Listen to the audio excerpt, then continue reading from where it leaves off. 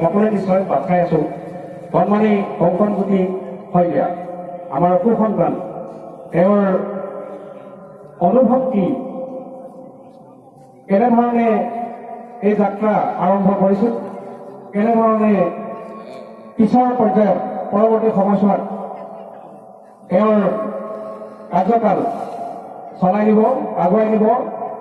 আৰু সমাজৰ প্ৰতি তেওঁৰ দায়বদ্ধতাৰ বিষয়ে দুআষাৰ চমুকৈ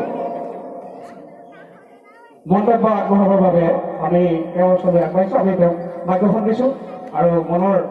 কথাখিনি ক'বৰ কাৰণে আহ্বান জনাইছোঁ ৰ'দৰ প্ৰখৰতাৰ কাৰণে কিছু কষ্ট দিয়া হৈছে যদি অসুবিধা হৈছে আমি কিবা এটা ব্যৱস্থা কৰিম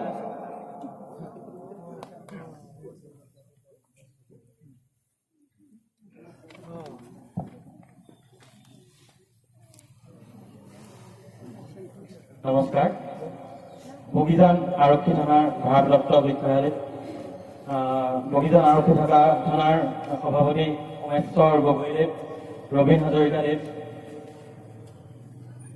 আলুবাৰী হৰি মন্দিৰৰ সভাপতি ৰেব গগৈদেৱ দিবাকৰ শইকীয়াদেৱ আৰু হৰি মন্দিৰৰ সমূহ বিষয়ববীয়া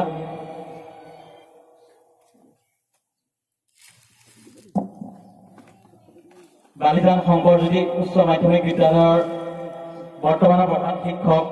আৰু ইতিমধ্যে ৰিটায়াৰমেণ্ট হোৱা প্ৰধান শিক্ষক ডাঙৰীয়া আৰু বালিজান শংকৰজ্যোতি উচ্চ মাধ্যমিক বিদ্যালয়ৰ সমূহ শিক্ষক আৰু যি ছাত্ৰ সমাজ আছে এই ছাত্ৰ সমাজ জাগৰণ গণমঞ্চৰ সভাপতি আৰু সম্পাদক মহোদয় আৰু জাগৰণ গণমঞ্চৰ সমূহ বিষয়ববীয়া সমূহ পৰিয়াল পুৰাজংঘল গাঁওৰক্ষী বাহিনী সভাপতি ধ্ৰুৱজ্যোতি শইকীয়াদেৱ সম্পাদক ঋতুৰাজ বৰাদেৱ আৰু পুৰাজংঘল গাঁওৰক্ষী বাহিনীৰ সমূহ বিষয়ববীয়া তাৰ লগতে পুৰাজংঘলবাসী সমূহ ৰাইজ আৰু নৱপ্ৰয়াস যুৱ সংঘৰ সভাপতি লক্ষ্যজিৎ গগৈদেৱ সম্পাদক সঞ্জীৱ ঠেঙালদেৱ আৰু তাৰ লগতে মোক আজি সম্বৰ্ধনা জনোৱা দীপেন দত্তদেৱ ৰূপাঞ্জলি বৰদলৈ ডাঙৰীয়ানী বীৰেন দত্তদেৱ জমিৰুল ইছলাম দেৱ দুলাল বৰাদেৱ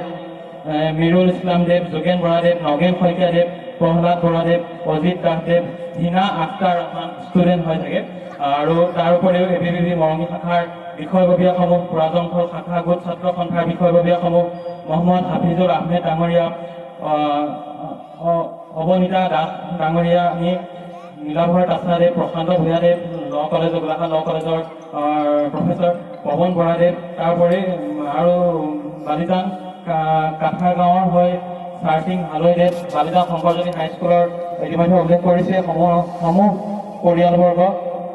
মৰঙী মৌজা সমিতিৰ সামূহিক উন্নয়ন মঞ্চৰ বিষয়ববীয়াসকল আলুবাৰী নামঘৰৰ সমূহ বিষয়ববীয়া আৰু মৰঙী পুৰাজংঘল তথা বৃহত্তৰ মৰঙী অঞ্চলৰ সমূহ ৰাজ্যলৈ মোৰ কৃতজ্ঞতা আৰু ধন্যবাদ জ্ঞাপন কৰিছোঁ মই সঁচা কথা ক'বলৈ গ'লে আপোনালোকক কেনেদৰে ধন্যবাদ জনাম মই ভাবিয়ে পোৱা নাই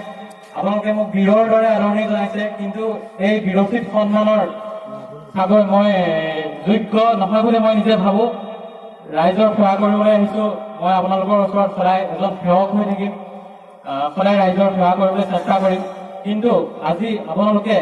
ইমান ধুনীয়াকৈ ইমান কষ্টেৰে সকলোৱে ইমান মৰম চেনেহে মোক আদৰণি জনাইছে তাৰ বাবে আপোনালোকৰ ওচৰত মই চিৰজীৱন ঋণী হৈ থাকিম আপোনালোক মোৰ সদায় মনত থাকিব সদায় মোৰ হৃদয়ত থাকিব ধন্যবাদ জনাইছোঁ আপোনালোকক সকলোকে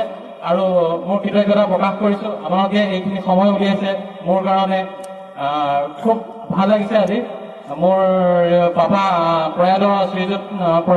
চন্দ্ৰেশ্বৰ শইকীয়াদেৱ আজি উপস্থিত থকাহেঁতেন খুব ভাল পালেহেঁতেন মোৰ মা ৰঞ্জুমণি শইকীয়া আপোনালোক সকলোকে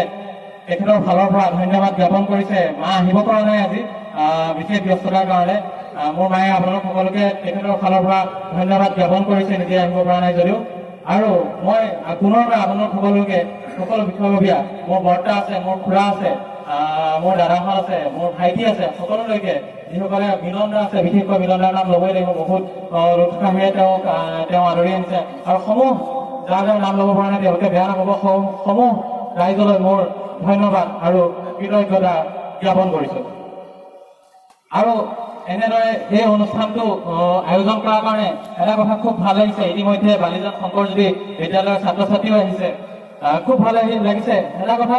ভাবি বেছি ভাল লাগিছে যে যিখিনি উঠি অহা প্ৰজন্ম, সেই উঠি অহা প্ৰজন্মই যি ছাত্ৰ সমাজ আছে, যুৱ সমাজ আছে, সেই যুৱ সমাজে এটা অনুপ্ৰেৰণা পাওক। মই ক'ব নিবিচাৰোঁ যে মই চব ইতিমধ্যে সকলোখিনি হাচিল কৰিছোঁ বা সকলোৰে ওপৰত গৈছোঁ, কিন্তু তেওঁলোকে এনেদৰে মোক সম্বৰ্ধনা জনোৱাৰ কাৰণে হয়তো নিশ্চয় অনুপ্ৰেৰণা পাব। আমাৰ শ্ৰদ্ধাৰ বিশিষ্ট সাহিত্যিক হোমেন বৰগোহাঞিদেৱে কৈছিলে যে অসমীয়া মানুহে খোলাটোৰ ভিতৰত সোমাই থাকি ভাল পায়। মানুহে যে লেটা পোকৰ নিচিনা বুলি কৈছিলে তেখেতে, যে অসমীয়া মানুহে কেতিয়াও নিজৰ গাঁওখন এৰি থৈ অলপ বাহিৰলৈ যাব নিবিচাৰে, নিজৰ গাঁওখনতে সোমাই থাকিব বিচাৰে।